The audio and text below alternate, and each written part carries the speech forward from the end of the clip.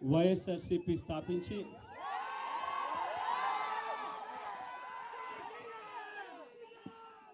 15 సంవత్సరాలు దాదాపుగా ఈ రోజుతో మొదలవుతా ఉంది. ఈ 15 సంవత్సరాల ఈ వైఎస్ఆర్సీపీ ప్రయాణంలో మొట్టమొదటి రోజు నుంచి ఈ పార్టీ పుట్టింది కష్టాల్లో నుంచే పుట్టింది. ప్రజల కష్టాలను వైఎస్ఆర్సీపీ పార్టీ తమ కష్టాలుగా భావించి ప్రజల తరపున వాయిస్ ఆఫ్ ది వాయిస్లెస్ కింద ప్రతి అడుగులోనూ పోరాటం చేస్తూనే వస్తూ ఉంది వైఎస్ఆర్సీపీ. ఈరోజు ప్రతిపక్షంలో మనం కూర్చోవడం కొత్త కాదు. ఈ 15 ఏళ్ల మన ప్రయాణంలో 10 సంవత్సరాలు మనం ప్రతిపక్షంలోనే ఉన్నాం. దీటైన సమాధానం అధికారంలో ఉన్న వాళ్ళకు ఎప్పుడు ఇస్తూనే వచ్చాం. కళ్ళు మూసుకొని కళ్ళు తెరిచేసరికి సంవత్సరం అయిపోయింది. ఇప్పటికే మరో 3 సంవత్సరాలు 4 సంవత్సరాలలో మళ్ళీ ఈసారి వచ్చేది మళ్ళీ వైఎస్ఆర్సీపీ పార్టీనే.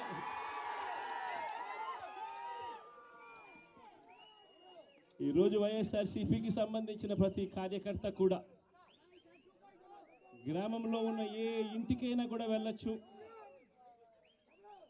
ఏ పేదవాడింటికైనా కూడా వైఎస్ఆర్సీపీ కార్యకర్త సగర్వంగా తలెత్తుకొని కాలర్ ఎగిరేసుకొని వెళ్ళే పరిస్థితి వైఎస్ఆర్సీపీకి సంబంధించిన కార్యకర్తలకు ప్రతి ఒక్కరికి ఉంది. ఏ ఇంట్లోకి వెళ్ళినా కూడా వైఎస్ఆర్సీపీ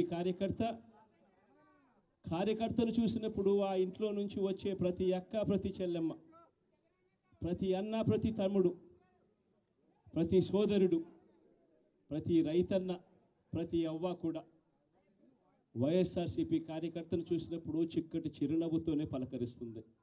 కారణం వైఎస్ఆర్సీపీ ఏదైనా కూడా చెప్పిందంటే చేస్తుంది అన్న నమ్మకం ఈరోజు ప్రతి ఇంట్లో కూడా ఉంది. కాబట్టి ఈరోజు అటువంటి పరిస్థితుల మధ్య ఈరోజు యాదృచ్ఛికంగా విద్యా దీవెన, వసతి దీవెనకు సంబంధించి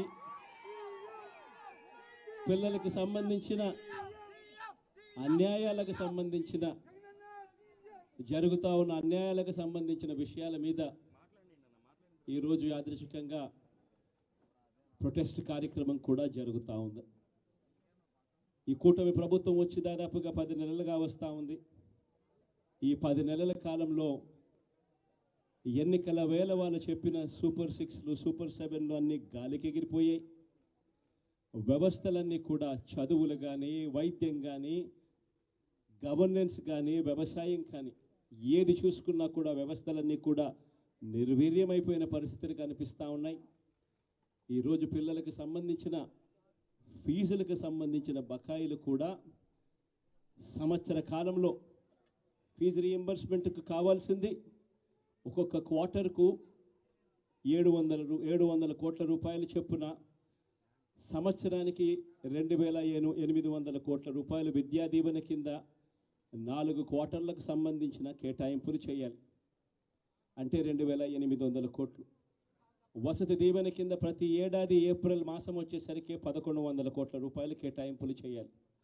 అంటే గత ఏడాది ఈ 1,100 కోట్లు, 2,800 కోట్లు, ఈ రెండింటికి సంబంధించి 3,900 కోట్ల రూపాయలకు కేటాయింపులు చేసి ఖర్చు చేసి పిల్లల చదువులను ప్రోత్సహించాల్సిన పరిస్థితిలో ఈ ప్రభుత్వం చేసింది ఏమిటి అనంటే కేవలం 700 కోట్ల రూపాయలు మాత్రమే ఇచ్చి చేతులు దులుపుకున్న పరిస్థితులు. అంటే 3,200 కోట్ల రూపాయలకు సంబంధించిన బకాయిలు పెండింగ్లో పెట్టారు. అదే మాదిరిగా మళ్ళీ ఈ సంవత్సరం 2024-25, 2025-26కు సంబంధించిన ఈ సంవత్సరానికి సంబంధించి ముందుకు పోవడానికి ఈ సంవత్సరానికి సంబంధించిన విద్యా దీవెన కింద 4 కోట్లు, ఈ విద్యా దీవెనకు సంబంధించి ఈ 2,800 కోట్లు మళ్ళీ కావాలి. 1,100 కోట్లు వసతి దీవెన కింద కావాలి. ఇవన్నీ కూడా కలిపితే మరో 3,900 కోట్లు. సో ఆ 3,200 కోట్లు, ఈ 3,900 కోట్లు, దాదాపుగా 7,100 కోట్ల రూపాయలకు సంబంధించిన పిల్లలకు సంబంధించిన చదువులకు సంబంధించిన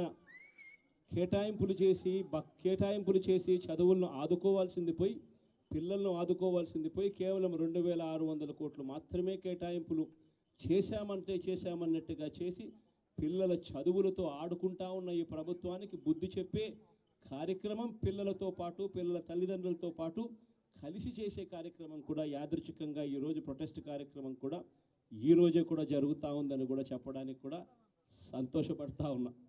వైఎస్ఆర్సీపీ ప్రభుత్వం ఎప్పుడూ కూడా ప్రజలకు తోడుగా ఉంటుంది, ప్రజలకు ఎప్పుడూ కూడా అండగా నిలబడుతుంది, ప్రజల తరపున ఎప్పుడు గొంతుకై వైఎస్ఆర్సీపీ ఎప్పుడూ ప్రజలకు అండగా ఉంటుందని మరొక్కసారి తెలియజేస్తూ ఈరోజు ప్రొటెస్ట్ కార్యక్రమంలో పాల్పంచుకుంటా ఉన్న ప్రతి ఒక్కరికి, ప్రతి కార్యకర్తకు, ప్రతి నాయకునికి, అదేవిధంగా పిల్లల తరపున, పిల్లల తల్లిదండ్రుల తరపున వాళ్ళతో పాటు కలిసికట్టుగా ప్రయాణం చేస్తూ ఉన్న ప్రతి ఒక్కరికి కూడా ఈ సందర్భంగా మీ అందరికీ కూడా చేతులు జోడించి పేరు పేరున మీ అందరికీ కూడా కృతజ్ఞతలు తెలుపుతా ఉన్నాను.